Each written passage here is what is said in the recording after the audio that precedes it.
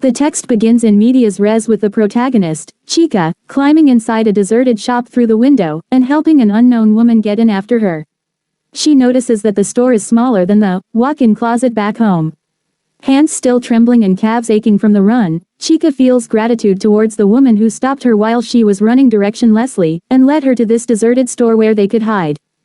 As she is about to thank her, the woman tells her that she has lost her necklace, and Chica tells her that she too had dropped her oranges and purse in the middle of the panic and chaos. She hides the fact that the handbag was from an expensive foreign brand, reflecting Chica's affluent upbringing. From her facial features and the scarf around her neck, Chica can tell that the woman is a Hausa and a Muslim, and wonders if the woman can also tell that she is an Igbo and a Christian. Their communities have frequently been involved in communal clashes in recent times. Nevertheless, she thanks the woman for guiding her to a safe place. The woman assures her that the shop is safe, as rioters usually don't waste time looking into small shops. Chica nods, knowing nothing about riots herself. Her only active political experience to date has been participating in a pro-democracy rally at the behest of her sister, Ngozi. Chica trembles remembering the scene as the riot broke out around her as she and Ngozi were in the market buying oranges. In the confusion, she ran mindlessly, losing her sister in the crowd. For some time, she and the woman stand inside the shop in silence. Soon, they hear the sound of rushing feet and people talking, and hide beside the window, closing it after a couple with an infant passes in front of the shop. The dustiness and stuffiness of the shop are nothing like the streets outside, and bring her back to the riot again when she had run. At this point in the story, the narrative suddenly shifts to the future, allowing the reader to glimpse what Chica will experience soon enough, but hasn't yet, beginning the first of the multiple times that the narrative will keep switching between the past and the future. The narrative tells us that later, Chica will see the remnants of violence and arson across the town, burned cars, and destroyed property. She'll find out how the riot started when someone threw a copy of the Holy Quran on the road and a Christian man accidentally drove over it. A group of Muslim men nearby pulled him out of his truck, hacked his head off with a machete, and paraded his head through the town, inviting others to join and exact revenge for the infidel, who has desecrated their holy book. As Chica will imagine his corpse, she would throw up. But now, she just asks the woman if she can still smell smoke. The woman unties her wrapper and spreads it across the floor, inviting her to come and sit on it. Although Chica hesitates, not wanting to get the woman's wrapper dirty, she insists. Wiping her forehead, Chica tells her that she has lost her sister in the commotion of the riot, and the woman reassures her that she must be in a safe place, pronouncing Ngozi's Igbo name with her Hausa accent that adds a touch of feathery gentleness. Again, the narrative jumps to the future, informing the reader that later, Chica will go to every possible corner of the town in search of her sister, but she will never find her. But now she tells the woman that she and Ngozi are visiting their aunt on a school vacation. The woman inquires about their schools, and Chica tells her that she is a student of medicine, and Ngozi of political science, while wondering if she is only engaging in this conversation about their education to keep reality at bay. She imagines her sister safe somewhere, laughing and arguing about the political situation of the country. She realizes that she feels like she and her sister should not be affected by the riot. Riots like this were what she read about in newspapers. Riots like this were what happened to other people. As she tells the woman that her aunt is a director at the secretariat, she smells something on the woman, something like the bar soap their house girl uses to wash the bed linen, reflecting that the woman probably comes from the opposite end of the economic spectrum from Chica. She assures her that her aunt is safe.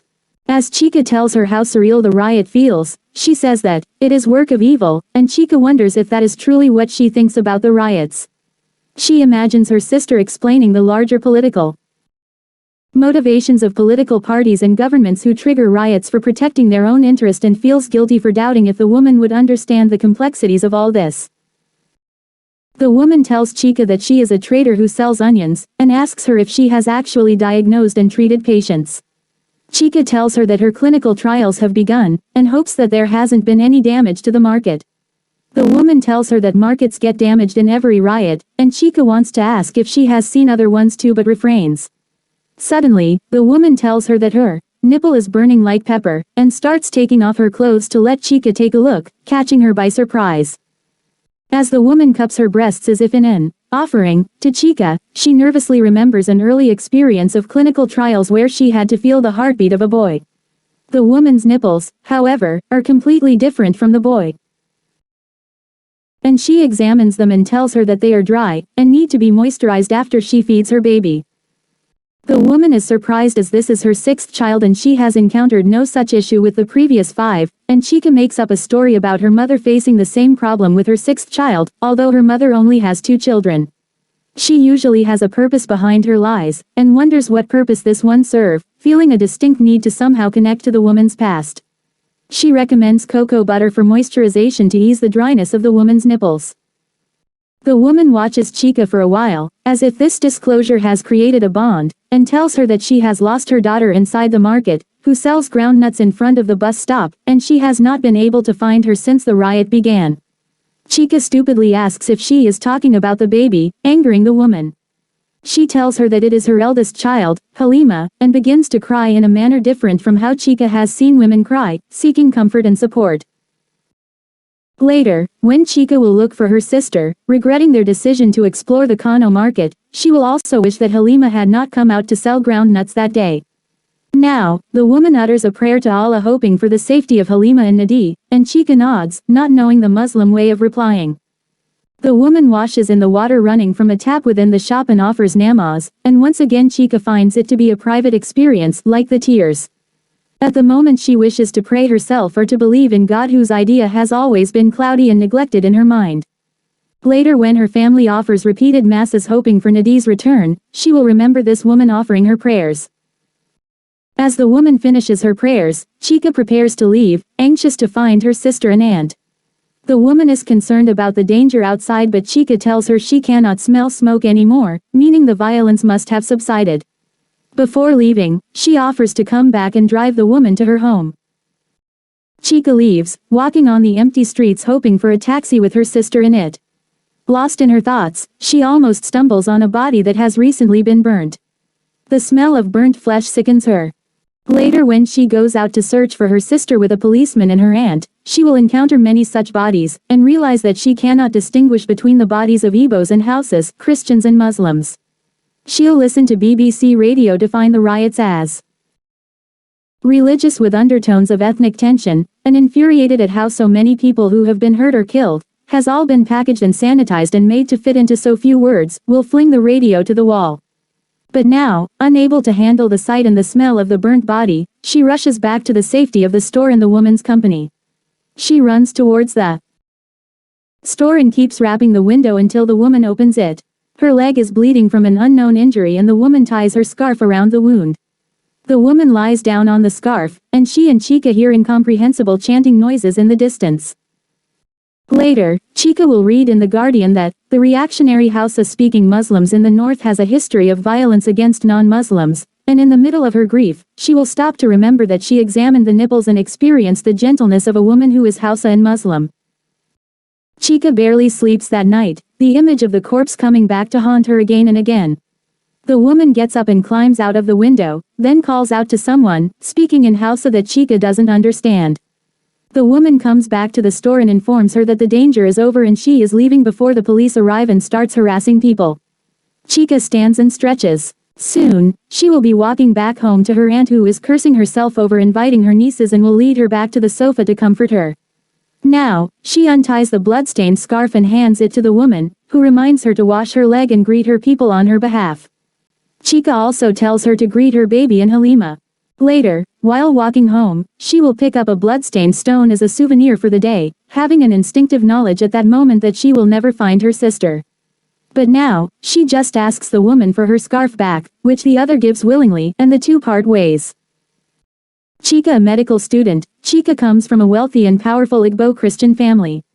She is compassionate, kind, elitist, and nervous, easily disoriented in critical times. Before the riot, she is almost apolitical in her stance, her only political experience having been derived from her sister's activism in politics.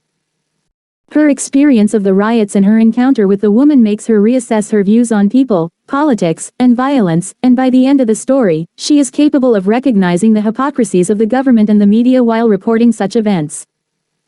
The woman unnamed throughout the story, the woman is a Hausa Muslim.